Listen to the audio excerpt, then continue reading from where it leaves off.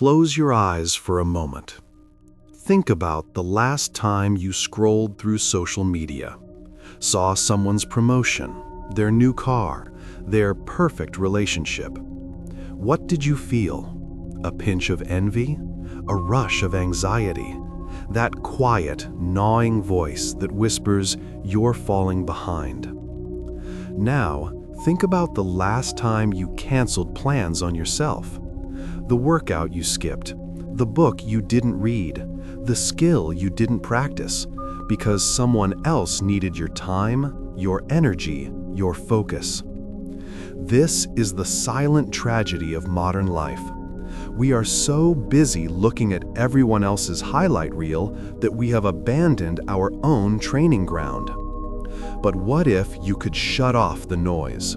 What if you could redirect all that wasted energy, the comparison, the people-pleasing, the distraction, back into yourself? This audio from Audio Vibes is your declaration of independence from distraction. It is your guide to doing the one thing we are most afraid to do. Focus on you until you win. If you're ready to stop being a spectator in your own life, you're in the right place. If this message resonates with you, please support Audio Vibes by liking this video, subscribing for more powerful summaries, and sharing this with someone who needs to hear it. Now, let's begin. Chapter 1.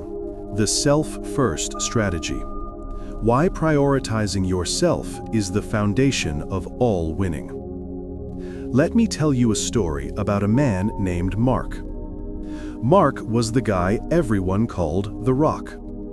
At work, he was the reliable one who always stayed late to finish a colleague's report. In his family, he was the peacemaker who smoothed over every conflict. For his friends, he was the therapist, available 24/7, listening to their problems over late-night calls. His phone was constantly buzzing with the needs of other people. His calendar was filled with commitments he had made to others. His energy was a reservoir that everyone else could draw from. And every night, lying in bed, Mark felt utterly empty. He was 38 years old. The novel he wanted to write had 3 paragraphs. The 30 pounds he wanted to lose had become 40. The small business he dreamed of starting was still a folder of disorganized notes on his laptop. His own dreams were the only appointments he consistently canceled. One day, his doctor told him his blood pressure was dangerously high. His body, ignored for so long, was finally screaming for attention. That was the day Mark realized a painful truth. He was pouring from an empty cup. He was trying to build a palace for everyone else while he was living in the ruins of his own potential. Mark's story is not unique. It is the story of millions of people who have been taught that self-sacrifice is a virtue and that putting yourself first is selfish. In this chapter, we will dismantle that dangerous myth. We will build a new, unshakable philosophy, the self-first strategy. This is not about becoming selfish. This is about becoming selfful. It is the understanding that you cannot give to others what you do not possess yourself. You cannot offer strength, peace, or support if you are running on fumes. The philosophy of the self-first strategy. The self-first strategy is built on a simple, biological truth we all know but consistently ignore: the oxygen mask principle. On an airplane, flight attendants always instruct you to secure your own oxygen mask before assisting others. This is not a suggestion born of selfishness. It is a directive born of survival. If you pass out from a lack of oxygen, you are useless to everyone else. You become part of the problem, not the solution. Your life is no different. If you are emotionally suffocated, mentally drained, and physically depleted, you have nothing of value to offer the world. Your work suffers, Your relationships become transactional and strained. Your spirit withers. Putting yourself first is the opposite of arrogance. It is the ultimate act of responsibility. It is saying, I matter enough to ensure that I am strong, clear, and capable. And from that place of strength, I can make a real, sustainable impact. The 3 pillars of the self-first life.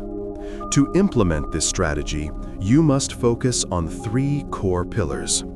Pillar 1, your mind, the command center. Your mind dictates your reality.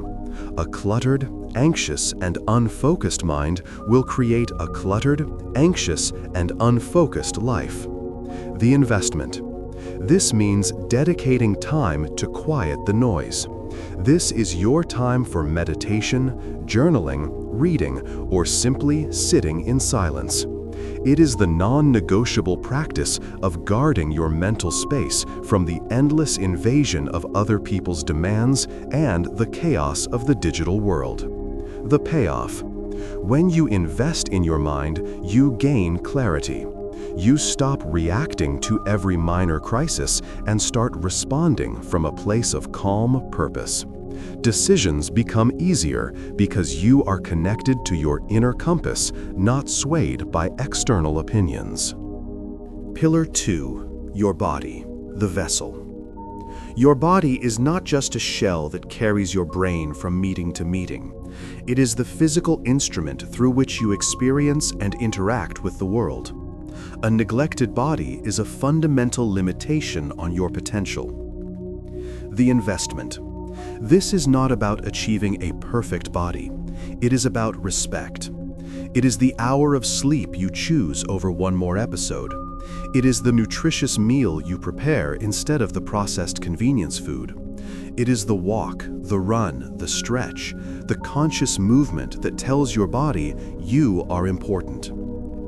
The payoff. A well-cared-for body gives you energy, resilience, and vitality. It boosts your mood, sharpens your focus, and builds the physical confidence that permeates every other area of your life. You stop seeing your body as a problem to be fixed and start experiencing it as the powerful vehicle for your dreams. Pillar 3, your mission, the engine. You are here for a reason that is uniquely yours. Your mission is the work, the art, the skill, or the purpose that sets your soul on fire. It is what you would do even if no one paid you.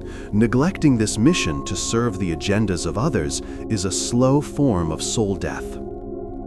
The investment. This is your golden hour, the time you block out and protect fiercely to work on the thing that matters most to you. It could be learning a new skill, building a business, creating art, or mastering a craft. During this time, you are unreachable for the petty demands of the world. You are in your sacred space of creation. The payoff. Investing in your mission builds self-respect on a fundamental level. Every hour spent is a brick laid in the foundation of your future. It generates momentum, creates tangible progress, and eventually produces the external results that grant you freedom and influence. The inevitable guilt and how to dissolve it. As you start this practice, a familiar enemy will arise: guilt. You will feel guilty for saying no. You will feel guilty for taking time for yourself. You will feel guilty for not being immediately available to solve other people's problems. This guilt is not a sign you are doing something wrong. It is a sign that you are breaking an old conditioned pattern. When the guilt arises, ask yourself this powerful question: am I being truly selfish, or am I being responsibly self-full? Selfishness is taking from others to feed your own emptiness. It is manipulation, exploitation, and a lack of regard for anyone else. Being self-full is filling your own cup so that it overflows and genuinely benefits everyone around you. The most responsible thing you can do for your career, your family, and your friends is to become a happier, healthier, more powerful version of yourself. You will show up as a leader, a partner, and a friend who is present, patient, and powerful, not drained, resentful, and distracted. Mark, from our story, learned this. He started waking up 1 hour earlier. That hour was his. He spent 30 minutes writing his novel and 30 minutes exercising. He started saying no to requests that drained him without a meaningful return. At first, people were surprised. Some were even disappointed. But within a few months, something remarkable happened. He had lost 15 pounds. He had written 3 chapters of his book. And because he was no longer running on empty, he was actually more present and effective in his interactions. His work improved because he was focused, not burned out. His relationships deepened because he was engaging from a place of abundance, not obligation. He became the rock not because he was letting everyone lean on him until he crumbled, but because he had built an unshakable foundation within himself. Your assignment from this chapter is not to abandon your responsibilities. It is to audit your life with one simple question. In the last week, where have I been pouring from an empty cup? Where have you said yes when your soul was screaming no? Where have you sacrificed your sleep, your health, or your mission for something that did not truly matter? Identify one area, just one, where you can apply the self-first strategy tomorrow. Maybe it's turning off your phone 30 minutes before bed to protect your sleep. Maybe it's blocking out 45 minutes to work on your portfolio. Maybe it's saying no to a social event you don't want to attend so you can have a quiet evening to recharge. This is how you begin, not with a revolution, but with a single, deliberate choice to put on your own oxygen mask first. In the next chapter, we will move from philosophy to systems. We will build your focus filter, the practical framework for eliminating the distractions that constantly pull you away from yourself. But for now, just sit with this question. What would your life look like if you truly, unapologetically put yourself first? Chapter 2. The Focus Filter. Building systems to eliminate distractions. If the self-first strategy is the philosophy, the why behind your transformation, then the focus filter is the practical machinery that makes it possible. It is the how. Imagine your mind, your energy, and your time as a pristine, clear lake. This lake is your most valuable resource. It is where your creativity swims, your peace resides, and your power is generated. Now imagine that every day, dozens of pipes are dumping mud, debris, and pollution into your lake. These pipes are your distractions, the endless notifications, the constant demands, the background anxiety, the clutter in your environment.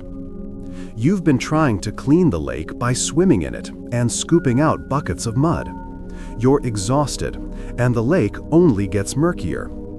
The focus filter is not about scooping out mud. It is about going upstream and systematically shutting off every single pipe. This chapter is your engineering manual.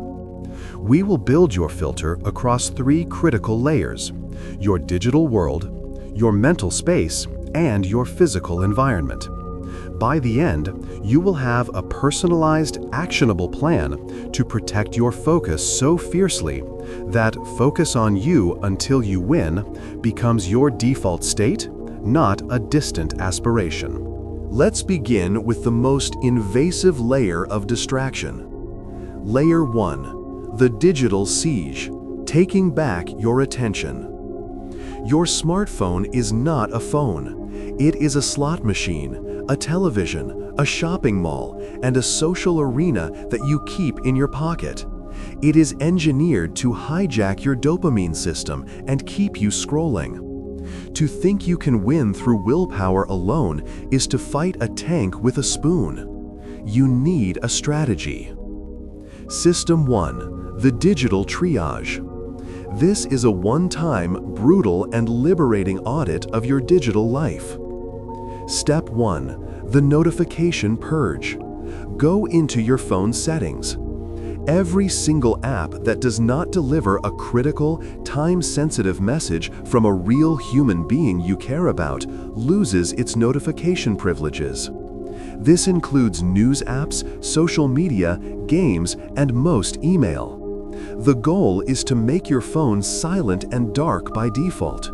It should not speak to you unless you decide to speak to it. Step 2. The app audit. Scroll through your home screen. For every app, ask, does this app serve me or do I serve it? Does it add value, education, or genuine connection? Or does it steal my time and leave me feeling anxious or inadequate?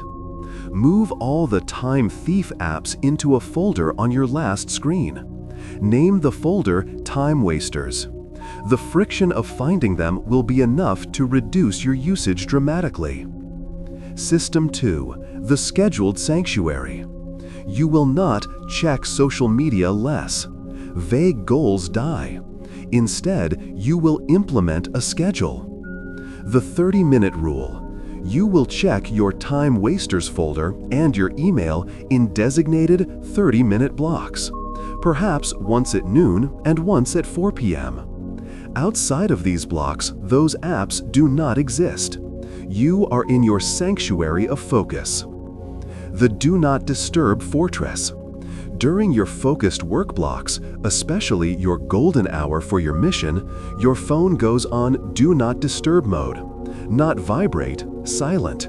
Better yet, it goes in another room. This isn't a suggestion. It is a non-negotiable condition for deep work.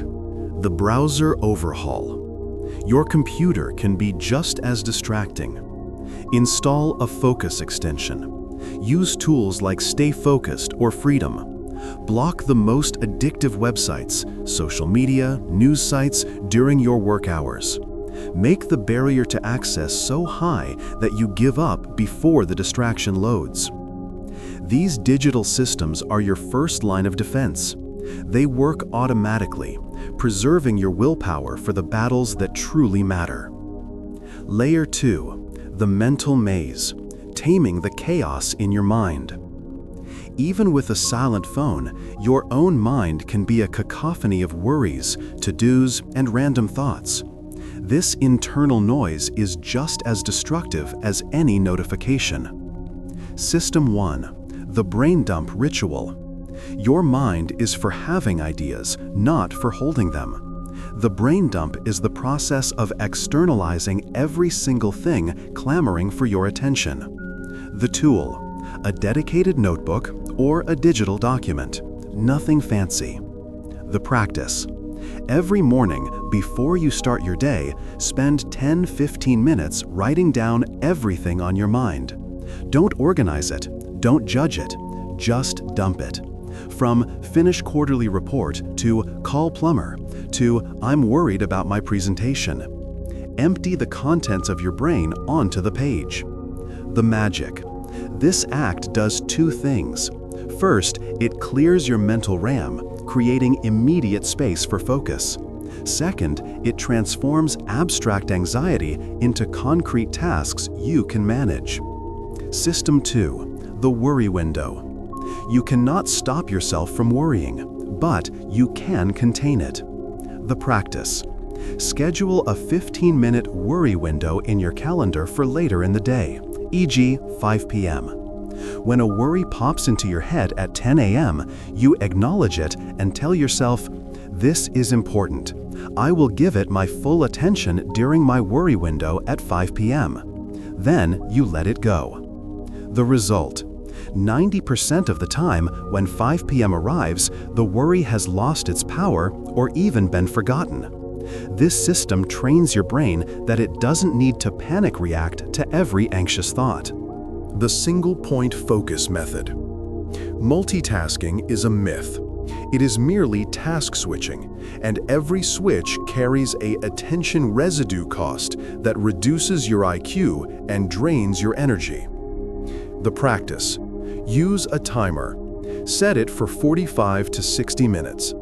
During this time, you have one single task. You close all other browser tabs. You put your phone away. You wear headphones if it helps. You are a laser beam. When the timer rings, you take a 10-15 minute break before starting the next focused block. The mindset. This isn't about working harder. It's about working with profound intentionality. You are not being busy. You are being effective. Layer 3. The environmental blueprint, designing a space for victory. Your physical environment is the stage for your life. A cluttered, chaotic stage creates a cluttered, chaotic performance. System 1. The sanctuary setup. Your primary workspace must be engineered for focus. The clean slate. Your desk should contain only what is essential for the task at hand. A clear desk equals a clear mind. Get a tray for incoming papers and a drawer for supplies. Make it minimalist. The lighting. Maximize natural light. Get a good lamp for the evening. Your environment should feel energizing, not like a dim cave. The anchor object. Place one item on your desk that symbolizes your mission. A small plant, a meaningful rock, a quote. When your eyes land on it, it will silently remind you of your why and pull you back from distraction. System 2. The clutter catastrophe aversion. Physical clutter in your home is visual noise. It subconsciously drains your cognitive resources. The 5-minute rule. Every day, set a timer for 5 minutes and do a clutter sweep. Toss junk mail, put away dishes, hang up clothes.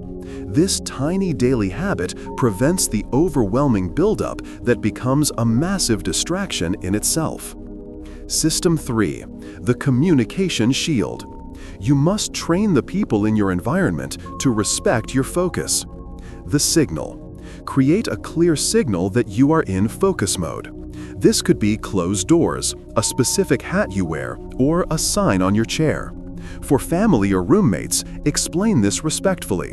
When you see this, it means I'm in deep work.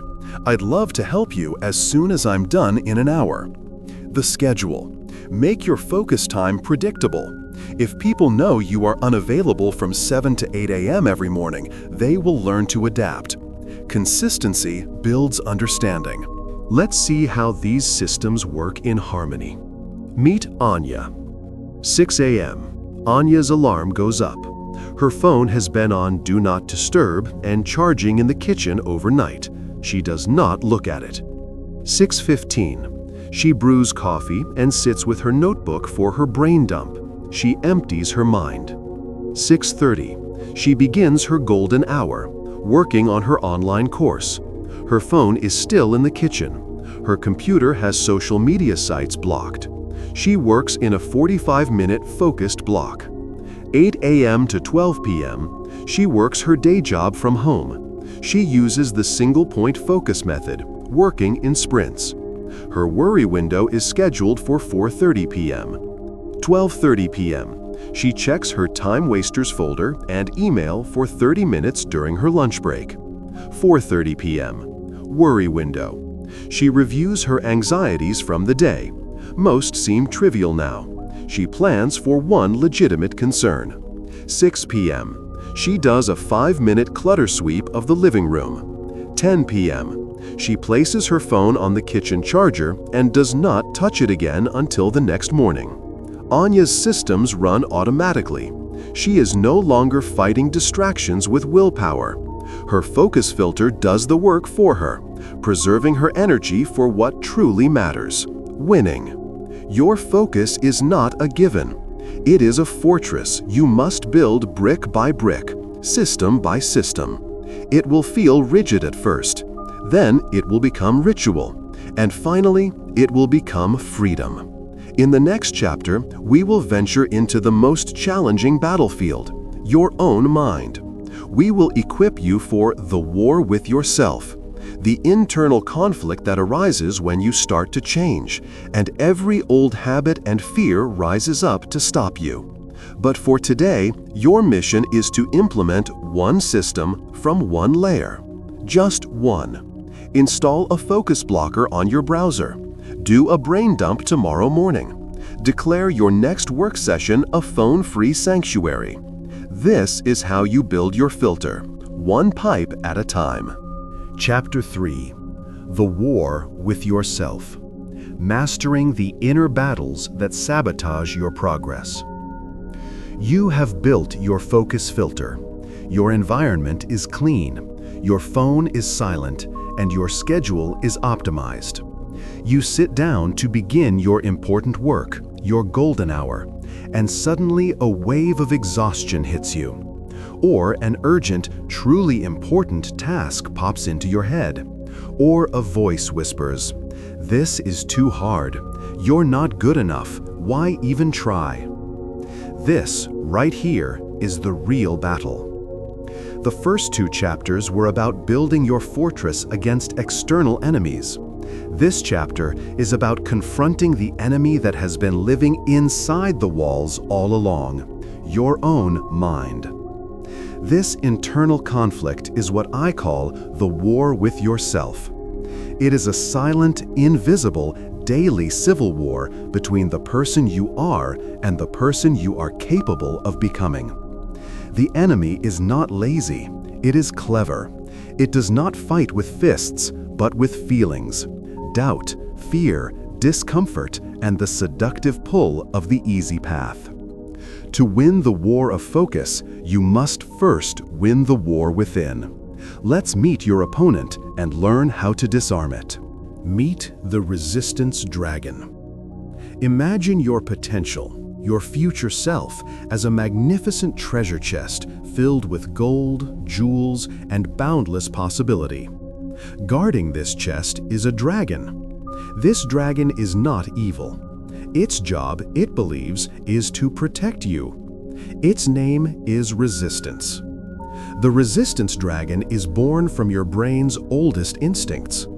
Its primary directive is survival, which means conserving energy and avoiding risk, shame, and failure.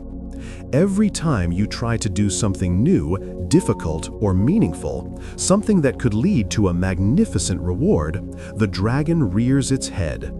It breathes fire in the form of procrastination.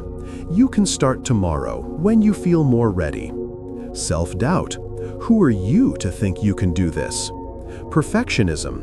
If you can't do it perfectly right now, don't do it at all. Sudden inspiration for other tasks. You know, this is the perfect time to reorganize your bookshelf. The dragon is a master of disguise. You must learn to see its smoke before you see its fire. The dragon's favorite tactics and how to counter them. Tactic 1. The one-day illusion.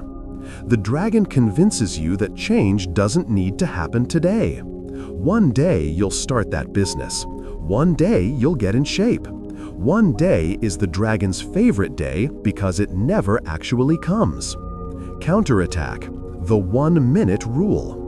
If a task will take less than 1 minute, do it immediately.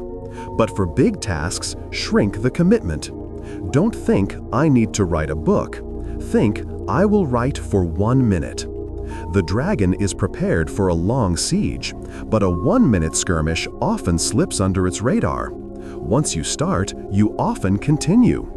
Example: Ben wanted to start a podcast. For months, he was overwhelmed by the thought of buying equipment, learning editing, and building a website. The dragon had him paralyzed. Then he applied the 1-minute rule. His first day, his only goal was to record a 60-second test on his phone's voice memo app. It took 2 minutes. The next day, he recorded for 5 minutes. Within a week, the resistance was gone, and he was fully immersed. Tactic 2. The comparison trap. The dragon loves to open your social media and show you someone else's highlight reel. Look at them. They're so far ahead. You'll never catch up. This triggers feelings of inadequacy that make you want to quit before you've even begun. Counterattack. The backstage versus stage reality. Remind yourself that you are comparing your messy, chaotic backstage reality, your doubts, your failed attempts, your struggles, with someone else's polished, final stage performance. You didn't see the years they spent failing in private. Unfollow accounts that trigger this feeling. Your only valid comparison is to who you were yesterday. Tactic 3. The impatience demon. After a few days of focused effort, the dragon whispers, "This isn't working. I don't see any results. I'm wasting my time." It makes you abandon a path right before a breakthrough. Counterattack. The paper chain method. Get a string and a pile of paper links. For every day you complete your focused hour, add a link to the chain. Don't focus on the results, focus on building the chain. The visual, growing proof of your consistency is a powerful antidote to impatience. It reminds you that you are building something, even if you can't see the final form yet. The psychology of the battle. Your two selves. To win this war, you need to understand that you are not one person, but two. Psychologists call this present self versus future self. Your present self is the one who feels the discomfort. It wants to sleep in, scroll mindlessly, and avoid hard things. It is impulsive and emotional. Your future self is the visionary. It is the person who enjoys the benefits of being fit, financially free, and proud of their work. It is logical and goal-oriented. The resistance dragon is the loyal guard of your present self. Every time you choose a donut over a workout or Netflix over learning, your present self is winning a battle against your future self. The key to victory is to make your future self feel more real and more important than your present self. How to empower your future self. 1. Write a letter. Write a letter from your future self. Dear, your name. Thank you for waking up early today to work on our business. Because of that, we are now financially free.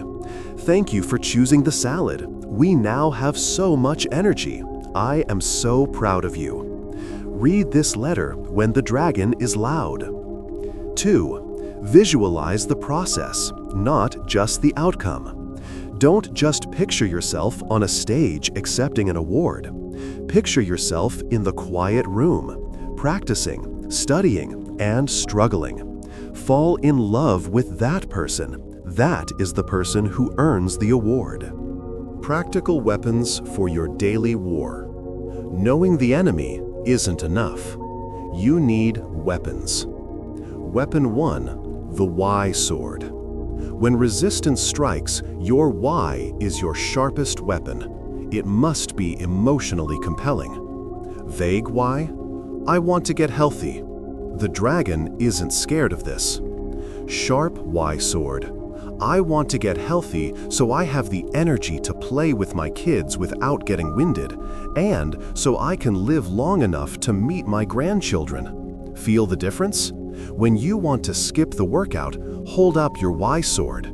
Picture your kids' faces. Weapon 2, the failure resume. The dragon's greatest fear is failure and shame. Disarm it by taking away its power. The practice. Create a failure resume. List your biggest failures, rejections, and embarrassments. Write down what you learned from each one. By celebrating your failures as tuition paid for wisdom, you rob the dragon of its most potent weapon, the fear of looking foolish. Weapon 3, the discomfort timer.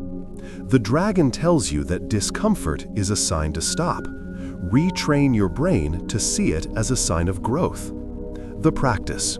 When you feel the urge to quit a task because it's hard or boring, set a timer for 10 more minutes. Tell yourself, I only need to endure this discomfort for 10 more minutes. Oftentimes, you'll push through the barrier. Always, you'll build the discomfort muscle. The story of Lena, a case study in internal warfare.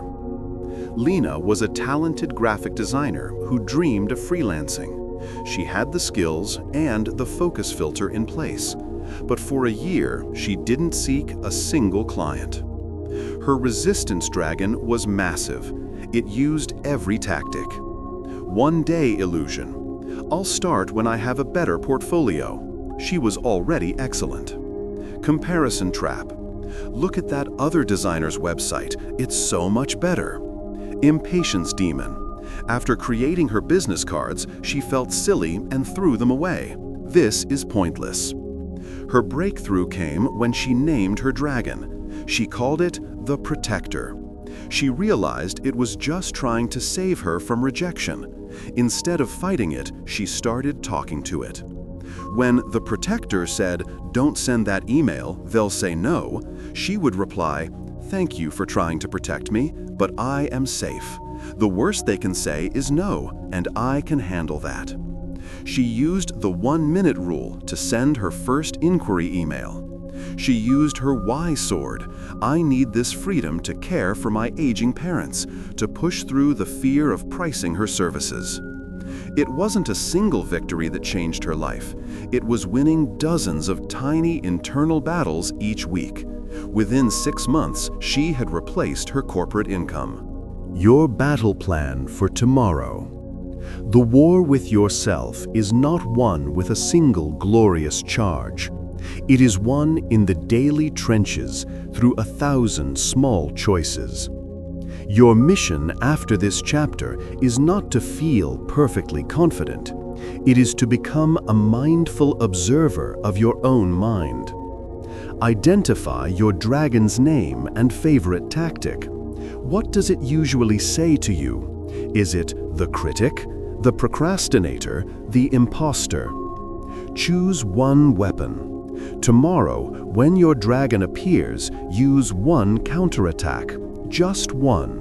Use the 5-second rule to get out of bed, or your why sword to choose the workout. Celebrate the victory. When you win a small internal battle, acknowledge it. Pump your fist. Say, "I won." This positive reinforcement wires your brain for more victories. The pain of the internal battle is temporary. The pain of surrendering your potential is permanent. Every time you silence the dragon, you don't just get a task done, you forge a stronger, more resilient version of yourself. In the next chapter, we will explore what happens when you consistently win this war. We will witness when the world notices the new, focused, and powerful person you have become. But for now, stand guard. The battle for your future is always happening in the present moment. Chapter 4. When the world notices. How consistency transforms your identity and results. There is a silent, profound moment in every transformation journey. A moment you often miss if you aren't paying close attention.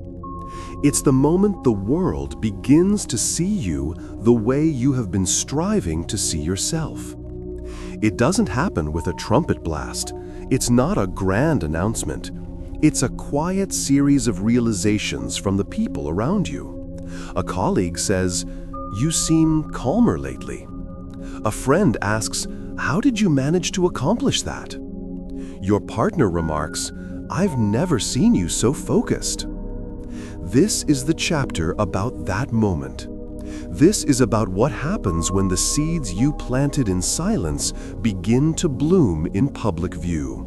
When the internal war you've been waging starts yielding external peace, recognition, and results. But understand this clearly.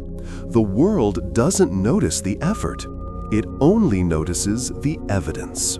Let's explore the beautiful, inevitable process of how your private focus becomes your public reality. The compound effect, your silent ally. You have likely heard of the compound effect in finance, how small, consistent investments grow exponentially over time.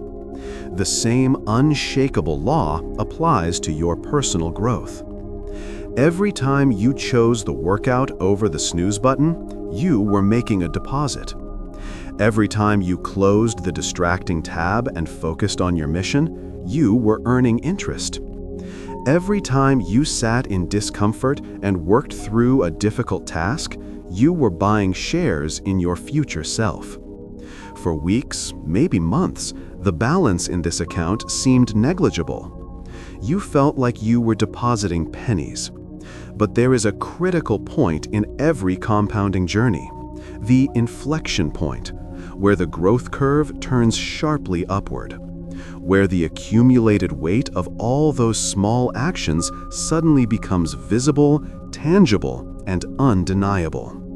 This is the moment the world notices.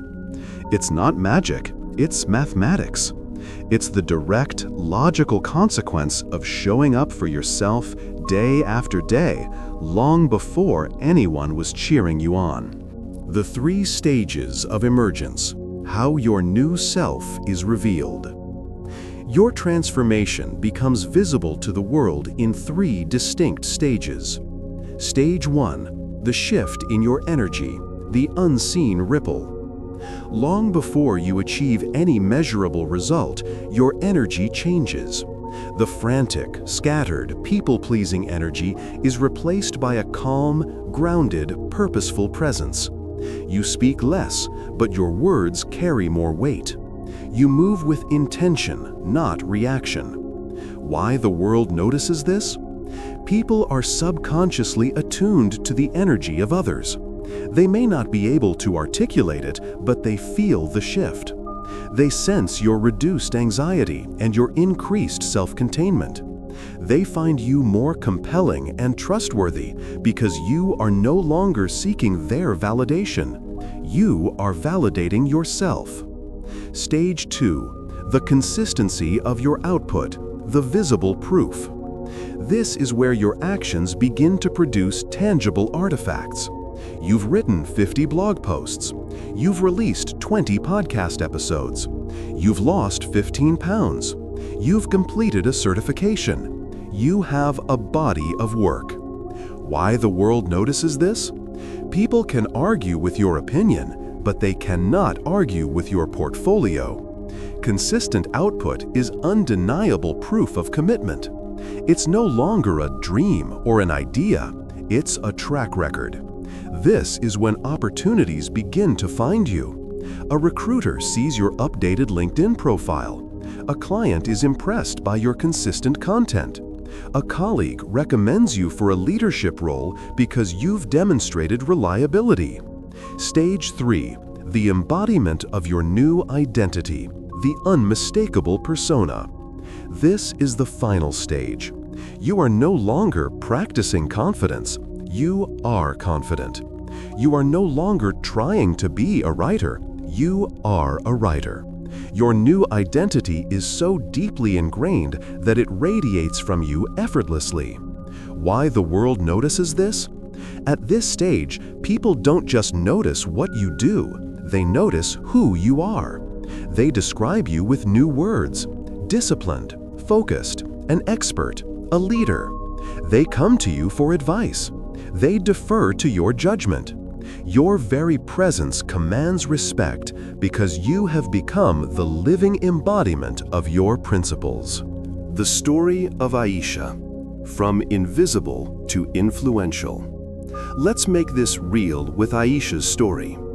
Aisha worked in a crowded, open-plan office. For years, she was quiet, agreeable, and reliable, but largely overlooked. She had ideas, but she rarely shared them, fearing they weren't good enough. Inspired by the self-first strategy, she started waking up an hour earlier to study data analysis, a skill she knew would be valuable, but that terrified her.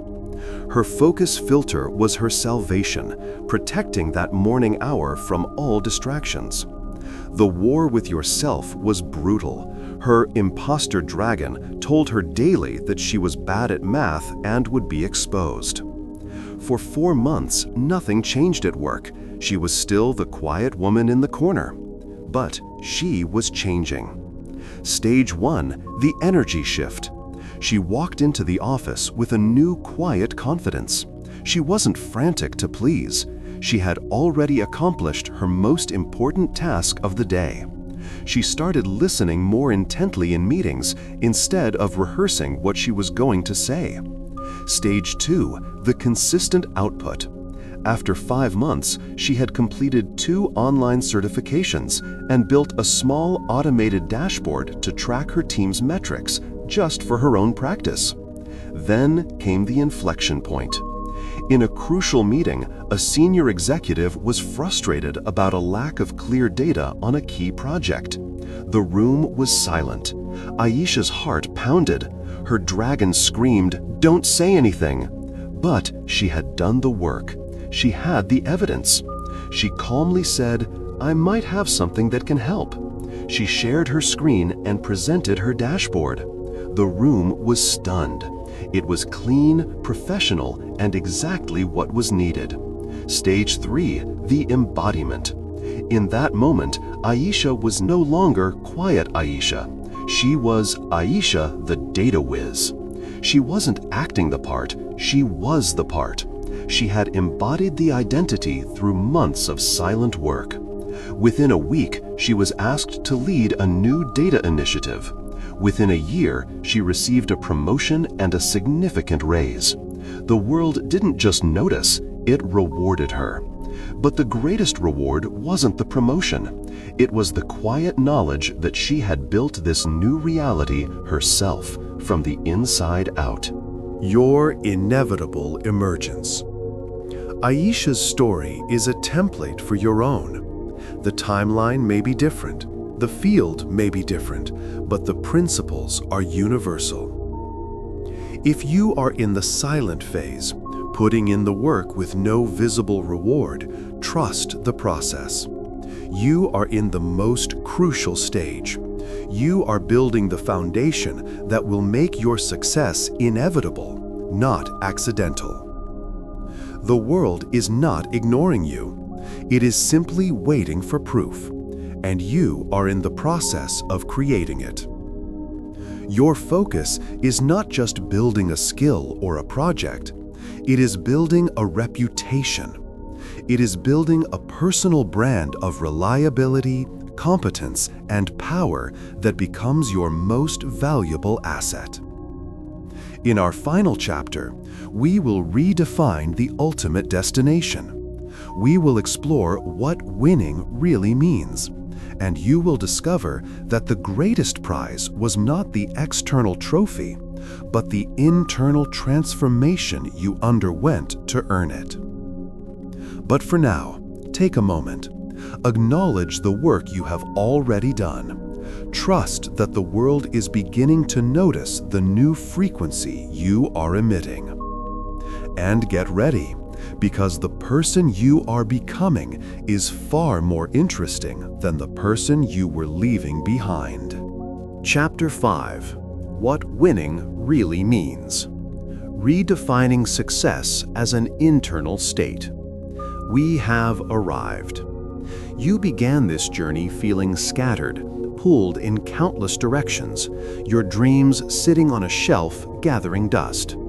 You learned to put yourself first, not as an act of selfishness, but as the ultimate act of responsibility.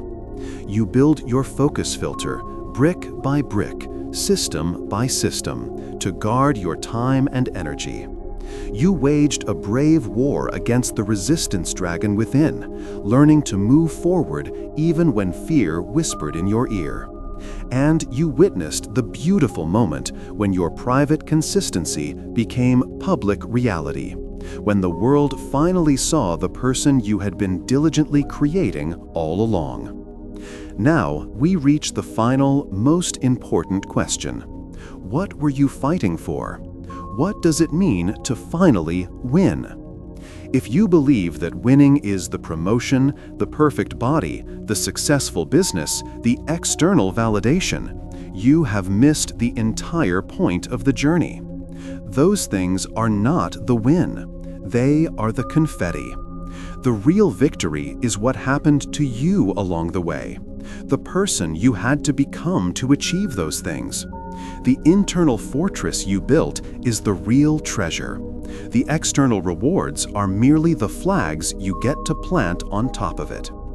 In this final chapter, we will dismantle society's hollow definition of success and replace it with something unshakable, permanent, and truly yours. The Great Lie: Destination Addiction. We are culturally infected with a virus called destination addiction. The belief that happiness, success, and fulfillment exist in a future place at a future time when a future condition is met. I'll be happy when I get the promotion. I'll be successful when I hit my target weight. I'll be fulfilled when my business makes 6 figures. This is a trap. It's a horizon that forever recedes as you approach it. You achieve one goal, and immediately a new, more distant one appears. You spend your entire life running on a treadmill, chasing a finish line that doesn't exist, wondering why you never feel the profound, lasting satisfaction of having arrived. True winning is not a destination you reach. It is a manner of traveling. It is the confidence you earn from keeping promises to yourself. It is the self-respect you build by choosing what is right over what is easy. It is the peace you cultivate by no longer basing your worth on outside opinions. Let's explore the 3 true markers of winning. Marker 1. Winning is alignment. The first and most profound sign of winning is when your daily actions are in perfect alignment with your deepest values. The external noise fades, and you begin to operate from an internal compass. The external chase. You work a high-paying job you hate to buy things you don't need to impress people you don't like. The internal win. You structure your life, your work, your relationships, your habits around what you genuinely value: freedom, creativity, contribution, health, or family. There is no longer a disconnect between who you are and what you do. This alignment creates a sense of integrity and peace that no amount of money or status can replicate. Example: remember David from our first chapter. He was the rock for everyone until he was empty. His win wasn't just publishing his novel. His win was the day he realized his need for creative expression was a core value, and he began structuring his life to honor it. The published book was the confetti. The daily act of honoring his soul was the victory. Marker 2. Winning is resilience. The second sign of winning is not that you never get knocked down, but that the way you fall changes. Before this journey, a setback, a rejected proposal, a failed project, a critical comment could shatter you for weeks. It confirmed your deepest fears of not being good enough. After this journey, a setback is just data. It's feedback. It's a plot twist, not the end of the story. You have built your identity not on being flawless, but on being unbreakable. You have proven to yourself through 1,000 small battles that you can endure discomfort, face fear, and persist through uncertainty. Your self-worth is no longer tied to your success rate. It is tied to your recovery rate. The external chase. A perfect, unbroken record of successes, an impossible standard that creates constant anxiety. The internal win, the unshakable knowledge that you can handle whatever happens. You trust the person you've become to navigate failure, loss, and criticism without collapsing. This resilience is a superpower that makes you fearless in the pursuit of big things. Winning is the quiet pride of self-ownership. The third and most intimate sign of winning is a quiet, private feeling that needs no audience. It's the feeling you look in the mirror and deeply respect the person looking back. It's the pride of knowing you did the hard thing. It's the satisfaction of knowing you protected your peace. It's the dignity of knowing you did not betray yourself to gain the approval of others. This is the core of focus on you until you win. The you that wins is your character, your spirit, your soul. The external world may never see this. They see the confetti, the job title, the accolades. But you feel the foundation, the strength, the discipline, the self-respect. And that foundation can never be taken from you. Your new definition of victory. So, let us redefine your victory criteria. From now on, you have won. Not when you get the promotion, but when you know with certainty that you earned it through focused competence and integrity. Not when you reach your goal weight, but when you have built a loving, respectful relationship with your body and your health. Not when your business is successful, but when you wake up every day excited to do the work, proud of the value you create, and unafraid of the challenges. The ultimate goal of focusing on yourself was never to just get something. It was to become someone. You became someone who trusts themselves. You became someone who respects their own time. You became someone who can sit in silence with their own company and feel perfectly at peace. You became the reliable, capable, and whole person you were waiting for. This is the win that lasts. This is the win that no market crash can erase, no critic can tarnish, and no circumstance can destroy. The journey never ends. This is not an end. This is a new beginning. Focus on you until you win is not a project with a deadline. It is a lifelong philosophy. There will be new goals, new dragons, new distractions. But now you are armed. You have the self-first strategy, the focus filter, the weapons for your internal war, and the wisdom to recognize the real victory. You are no longer a passenger in your own life. You are the captain, the navigator, and the engineer. You have taken ownership of your most valuable asset, yourself. Go forward from this moment with this new understanding. Pursue your external goals with passion and vigor. Plant your flags on the highest peaks. But remember to celebrate the climber you became, not just the view from the top. The world will see your achievements, but you and you alone will know the true depth of your victory. It is written in the quiet moments of choice, the disciplined hours of focus, and the unwavering commitment to the person you were always meant to be. You have already won. The rest is just confetti. If this journey has impacted you, please support Audio Vibes by liking this video, subscribing for more powerful summaries, and sharing this with someone who needs to hear this message. Remember to focus on you until you win. Thank you for listening.